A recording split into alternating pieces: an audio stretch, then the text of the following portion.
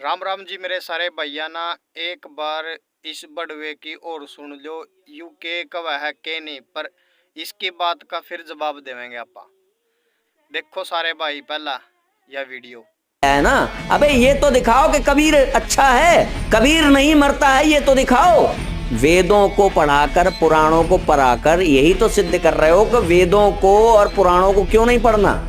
मोती मुक्ता दर्शत नाही, ये जग है सब अंदरे, दिखत के तो नैन चश्म इनका फेरा मोतिया बंदरे।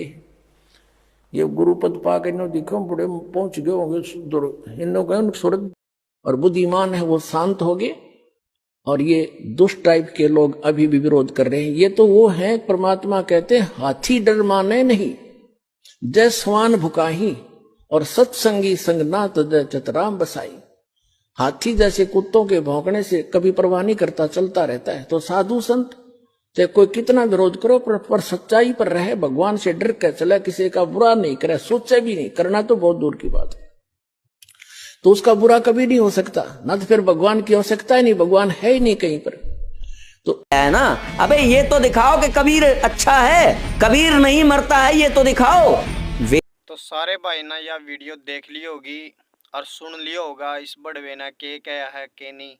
तो मैं आपको इब वो दिखाऊंगा प्रमाण भी कबीर साहब अच्छे हैं और वो परमात्मा है, उसकी जन्म मृत्यु नहीं होती। जो यू बड़वा कवा है अगर ये तो दिखा दो, इब दिखा देंगे इसना, फिर यू के कर लेगा। हमने एक नहीं प्रमाण तो हमने के बरा कितने दिखा दिए, लेकिन यू बंदा स्वीकार को नहीं करता।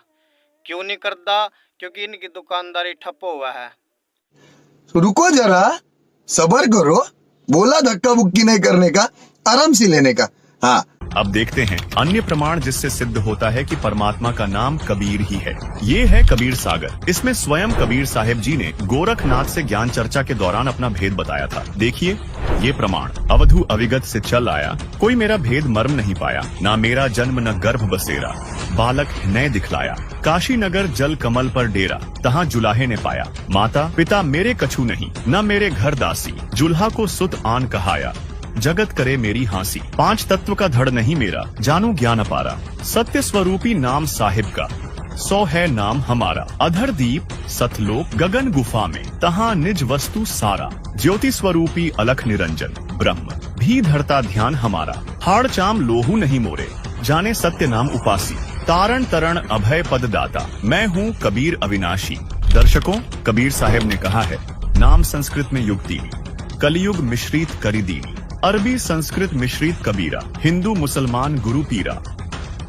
अर्थात कबीर साहिब ने स्वयं कबीर सागर, बोध सागर खंड, अध्याय जीव धर्म बोध के पृष्ठ 2047 में स्पष्ट किया है कि कबीर शब्द अरबी और संस्कृत भाषा के मिश्रण से बना है। इसके अलावा कबीर साहिब की साखी भाग 2 के पृष्ठ 164, 165 पर कबीर, कबीर, कबीरा और कबीर सभी शब्दों का उल्लेख किया गया है।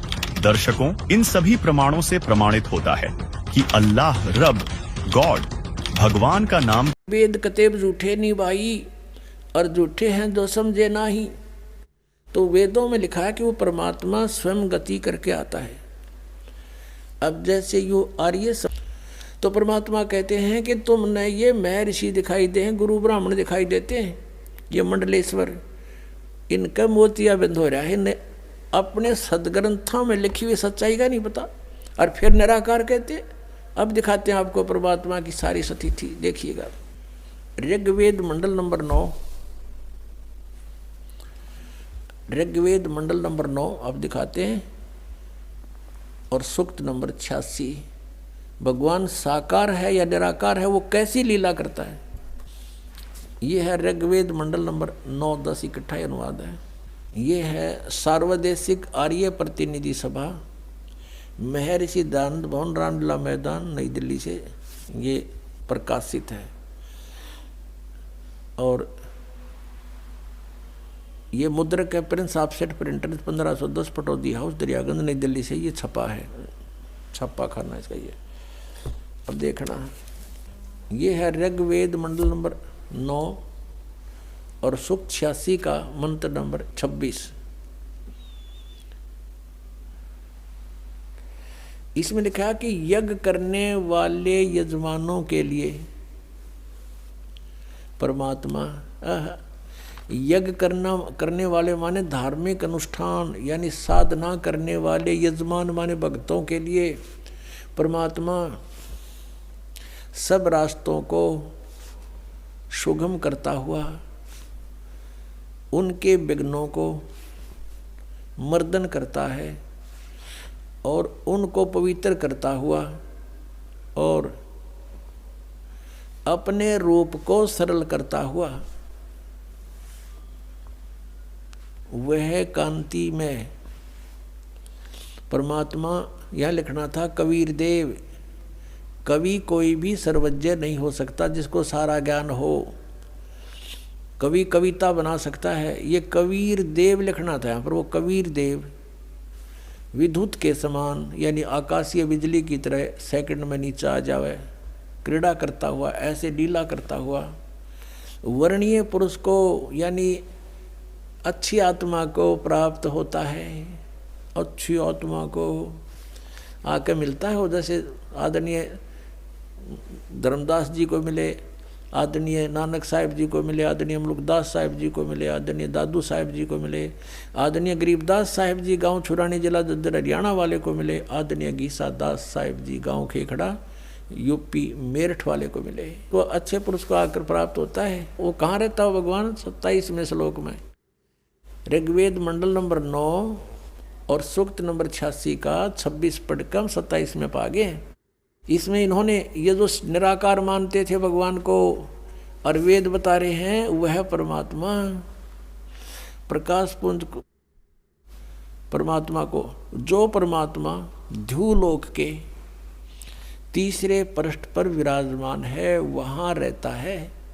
तीसरे एक स्थान पर रहता है ध्युलोक के यानी उस तेजो में लोक सतलोक के एक स्थान पर, तीसरे स्थान पर विराजमान है, स्थान पर विराजमान है वहाँ रहता है। निराकार क्यों करो है भगवान जब वहाँ बैठा है? आगे दिखाते हैं। ये है ऋग्वेद मंडल नंबर 9 सूक्त 82 का। ऋग्वेद मंडल नंबर 9 और सूक्त 82। और यहाँ देखें ये है 82वां, 81वां समाप्त हुआ, ये 82वां शुरू हो जाता है। इसका प्रथम मंत्र इसमें लिखा है कि जो सर्वोत्पादक प्रभु, सबकी उत्पत्ति करने वाला परमेश्वर प्रकाश रूप है। इसका अर्थ है वो तेजो में रूप साकार है, सद्गुणों की वृष्टि करने वाला, पापों का हरण करने वाला, पाप नाश करने वाला, पाप क्षमा करने वाला है। वह राजेव, राजा के समान, राजेव इसका अर्थ है राजा के समान आगे लिखा है। ये देखना, ये 269 पृष्ठ पे पढ़ रहे हैं। कोई भ्रमत कर देगा कि दूसरा पृष्ठ दिखा दिया होगा। ये 270 दिखाऊंगा। ये देखो 270 यहाँ लिखा है। 82 का पहला पढ़ रहे हैं, 82 का 9 के 82 का। राजा के समान दर्शनीय है, वो देखने जोगा है, विजिबल है, वो साकार है। राजा की तरह तो मनुष्य जैसा ही हुआ। और वह पृथ्वी आदि लोक लोकांतरों के चारों ओर शब्दमान हो रहा है। वह वर्णीय पुरुष को, वर्णीय माने अच्छी आत्मा को, श्रेष्ठ पुरुष को, जो दृढ़ भक्त है, जो दृढ़ भक्त है उसको पवित्र करता हुआ प्राप्त होता है। जैसे आदरणीय धर्मदास साहिब जी को जो दृढ़ भक्त थे उसके बाद डगमग नहीं हुए। आदरणीय मुल्कदास साहिब जी को, आदरणीय दादू दास साहिब जी को, आदरणीय गरीबदास साहिब जी गांव छुड़ानी जिला दद्दर हरियाणा वाले को, और आदरणीय गीसा दास साहिब जी को गांव खेखड़ा मेरठ यूपी वाले को। ये दृढ़ भक्त आज तक डगमग नहीं हुए, दुनिया को हिला के रख दिया इन्होंने। इनको भगवान में ले आकर के को पवित्र करता हुआ प्राप्त होता है वर्णीय पुरुष अच्छी आत्मा को। जिस प्रकार विद्युत माने आकाशीय बिजली स्नेह वाले स्थानों को आधार बनाकर प्राप्त होता है। देखो कितना स्पष्ट किया इन्होंने। ऋग्वेद मंडल नंबर 9 और सूक्त नंबर 81 में कति कंसेप्ट क्लियर कर दिया कि वो परमात्मा राजा की तरह देखने जोगा है, राजा का अर्थ है कि वो शक्तिशाली होता है, मनुष्य सदृश ही है, राजा के समान है और साकार है, देखने जोगा है। और वो अच्छी आत्मा को वहाँ से चलकर आकर मिलता है ये। और जो दृढ़ भक्त होते हैं उनको मिलता है, अन्य को नहीं। जैसे आकाश की बिजली, आकाशीय बिजली गिरती है, वो किसी वस्तु पर गिरती है जहाँ उसका विशेष अट्रैक्शन बनता है। पुराने समय में जब कांसी धातु के बेले थाली हुआ करते प्रांत, और उनको अगर वर्षा के दिनों में कहीं बाहर वो पड़े रह जाते तो हमारे बुजुर्ग दादी माता कहा करते थे कि कांसी के बर्तन पर बिजली गिर जाती है, जब उसका संयोग होता है ऊपर से गिरने का तो वहाँ अवश्य उसी को तुरंत वहीं आकर के अट्रैक्ट होती है, उस कारण उस खिंची आती है, उसी पर गिरती है। उसको उठवाकर अंदर रखवा दिया करते थे। तो कहने का भाव ये है कि परमात्मा उस बिजली की तरह, जैसे वो अपने विशेष जिस पर वो आकर्षण होता वहीं गिरती है, ऐसी स्थिति से परमात्मा उन दृढ़ भक्तों को आकर मिलता है जो मिलन योग्य हों, जिनको वो उनसे आकर्षित होता है, ताकि ये मेरी आगे बढ़ा सकें, इस ज्ञान को, काल के जाल को हटा सकें, मेरे प्यारी आत्माओं तक ये संदेश पहुंचा सके। और उनका क्या कर ले, आंखें देखें, जब भी ना मानो न भगवान मिल लेगा, उन तो काला मिल लेगा जहाँ ये रह रहे हैं। अब 9वें मंडल सूक्त 82 का मंत्र 1 पढ़ लिया, अब 2 दिखाते हैं, देखिएगा। ऋग्वेद मंडल नंबर 9 सूक्त 82 का हमने ये पढ़ लिया, अब 2 पढ़ते हैं। वो परमात्मा किस उद्देश्य से आता है? हे परमात्मन, उपदेश करने की इच्छा से आप